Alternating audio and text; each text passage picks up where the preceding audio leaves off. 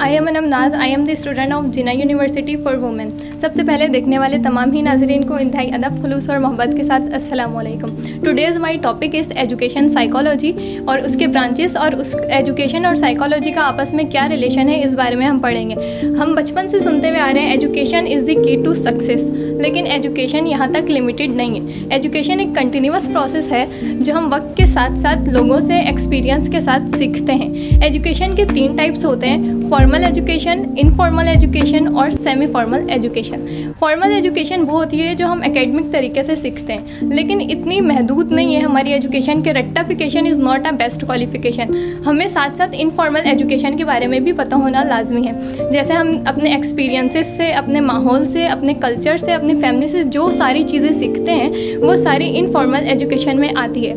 अब हम बात करते हैं सेमी फॉर्मल एजुकेशन की। Semi formal education mixture of informal and formal education है। जो चीज़ें हम अपनी एकेडमिक, कॉलेज, यूनिवर्सिटी, स्कूल से सीखते हैं और जो चीज़ें हम अपनी फैमिली, इन्वायरमेंट और कल्चर से सीखते हैं, ये दोनों चीज़ें सेमी फॉर्मल एजुकेशन में आती हैं।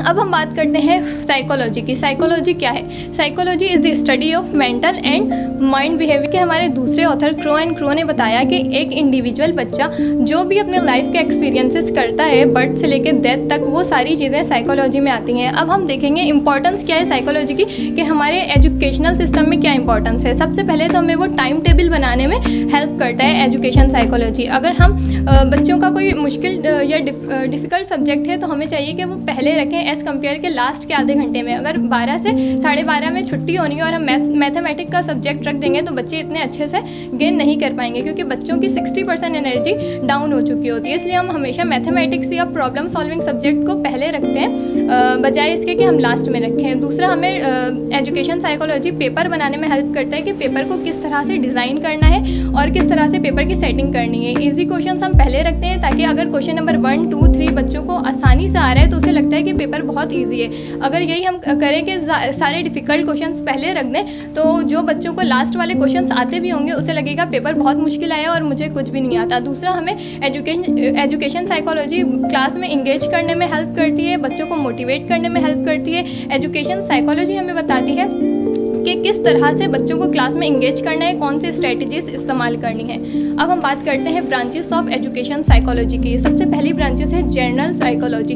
उसमें हम किसी भी जनरल बंदे का, किसी भी नॉर्मल इंसान के माइंड का जो प्रोसेस है वो किस तरह से बिहेव करता है, वो किस तरह से लर्न करता है और वो किस तरह से चीज़ों को रिसीव करता है, वो सारी चीज़ें जनरल साइकोलॉजी में आती है। दूसरी हमारे पास ब्रांच है एबनॉर्मल साइकोलॉजी। जो एक एबनॉर्मल बच्चा होता है, उसका मेंटली प्रॉब्लम हो या फिर उसे आई साइट प्रॉब्लम हो या हेयरिंग प्रॉब्लम हो, वो सारी चीज़ें एबनॉर्मल साइकोलॉजी में आती है। हमारे पास है क्लिनिकल साइकोलॉजी। क्लिनिकल साइकोलॉजी में हम पहले बच्चों की प्रॉब्लम को देखते हैं कि उसे क्या डिफ़िकल्टीज़ है, उसके बाद हमें उसे सजेस्ट करते हैं कोई भी ट्रीटमेंट के इसका ये ट्रीटमेंट कराया जाए, इसे हेयरिंग प्रॉब्लम है, इसे आई साइट प्रॉब्लम है, और उसे अच्छी तरह ट्रीट करना क्लिनिकल साइकोलॉजी में आता है। इंडस्ट्रियल साइकोलॉजी, किसी भी इंडस्ट्री में अप्लाई होने वाले सारे लॉज, सारे एप्लीकेशन, सारे रूल्स के मार्केट, किसी इंडस्ट्री में जो भी चीज़ें बन रही है उसकी मार्केट में क्या डिमांड है, पब्लिक उसे कितना पसंद कर रही है, कस्टमर्स कितने हैं, उसमें प्रॉफिट कितना है, और जो भी सारी चीज़ें हैं, ये सारी चीज़ें इंडस्ट्रियल साइकोलॉजी में आती है। उसके बाद हमारे पास है पॉलिटिकल साइकोलॉजी। पॉलिटिकल साइकोलॉजी में सारे रूल्स, सारे रेगुलेशन,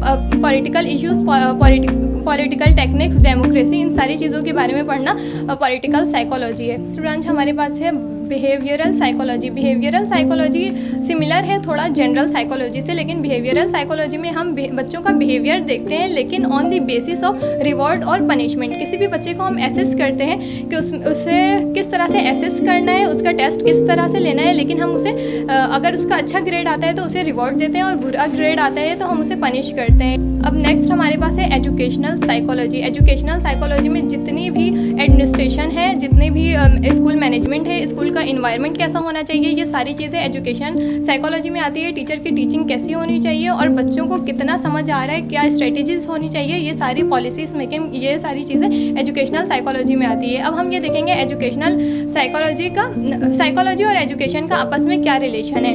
तो ये कहना गलत नहीं होगा कि साइकोलॉजी के बिना एजुकेशन इनकम्प्लीट है, क्योंकि जब तक हम बच्चे का माइंड नहीं समझेंगे तो टीचर उसे उस तरह से टीच नहीं कर सकती कि बच्चों को क्या समझ आ रहा है और बच्चों के लेवल के हिसाब से किस तरह से हमें हमें उसे टीच करना है। In short, education and psychology is the different side of one coin. In the end मुझे दीजिए इजाज़त इस अपनेपन के साथ कि अपना बहुत ख्याल रखिएगा। अल्लाह हाफिज़।